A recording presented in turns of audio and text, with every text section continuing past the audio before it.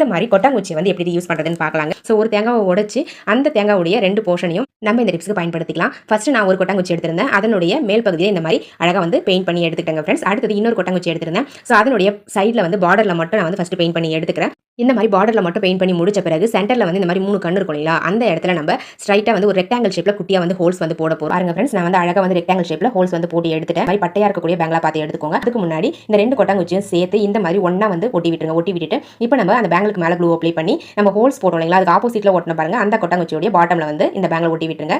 இப்போ நம்ம மேலே இருக்கக்கூடிய போர்ஷனில் பெயிண்ட் பண்ணி எடுத்து இந்த மாதிரி கீழே மேலே அப்படின்னு சொல்லிட்டு சென்டரில் கேப் விட்டு விட்டு நான் வந்து பெயிண்ட் பண்ணி எடுத்துக்கிட்டேங்க. நான் வந்து ஒரு லேஸ் எடுத்து க்ளூ அப்ளை பண்ணி அழகாக ஒட்டி விட்டுறேங்க. ஸோ இந்த மாதிரி நம்ம ஒட்டி எடுத்துக்கிட்டோம் அப்படின்னா நம்மளுக்கு ஒரு சூப்பரான உண்டியல் வந்து கிடைச்சிருங்க ஃப்ரெண்ட்ஸ். உண்டியல் வந்து ரெடி பண்ணியாச்சு. நம்ம கடையில் போய் உண்டியல் காசு கொடுத்து வாங்குறதுக்கு பதிலாக அந்த மணியை சேவ் பண்ணி இந்த மாதிரி நம்ம வீட்டில் வந்து சூப்பராக உண்டியல் செஞ்சு யூஸ் பண்ணிக்கலாங்க. ட்ரை பண்ணி பாருங்க ஃப்ரெண்ட்ஸ். பாருங்க எவ்வளோ க்யூட்டாக அழகாக இருக்குன்னு சொல்லிட்டு.